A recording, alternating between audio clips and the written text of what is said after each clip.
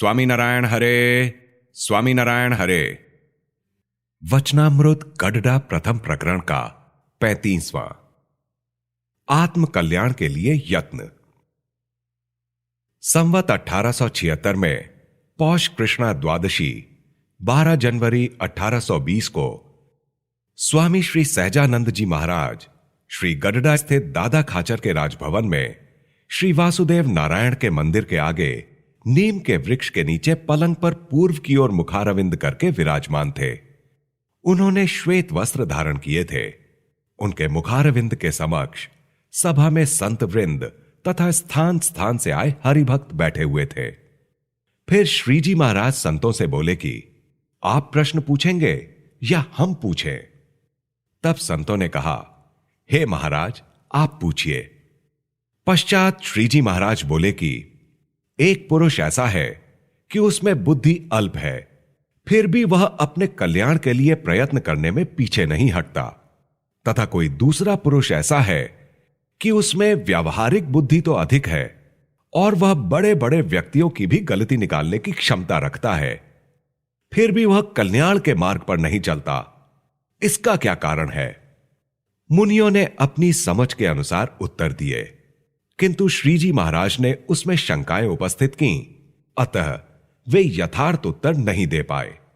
फिर श्रीजी महाराज बोले, अच्छा, अब हम इसका उत्तर देते हैं। भले ही उस पुरुष में बुद्धि अधिक है, परंतु वह बुद्धि दूषित है, अतः वह कल्याण के मार्ग पर नहीं चल सकता। जैसे भैंस का बढ़िया दूध हो और उसमें शक्कर मिलाई गई हो, किंतु उसमें यदि सर्प की लार गिर पड़े तो वह शक्कर मिश्रित दूध विषी हो जाता है।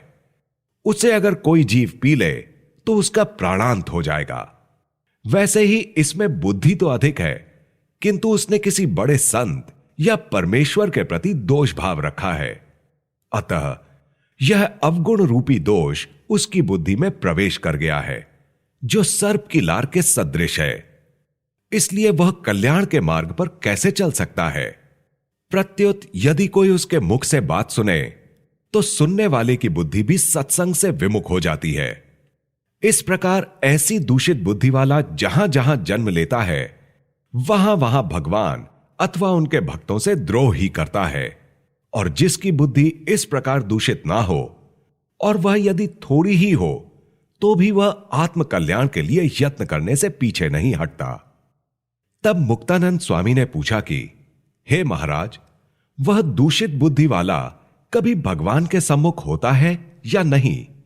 श्रीजी महाराज ने कहा कि वह तो कभी भगवान के सम्मुख होता ही नहीं है।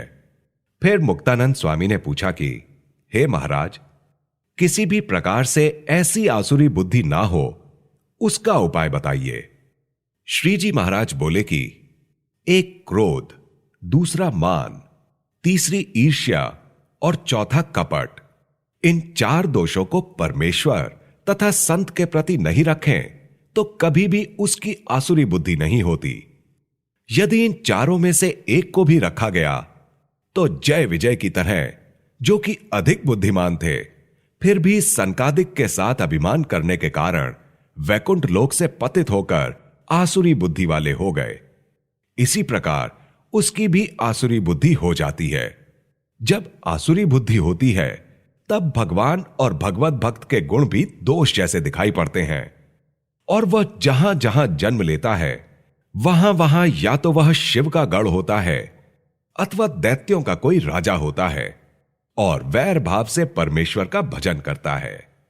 इति वचनामृतम।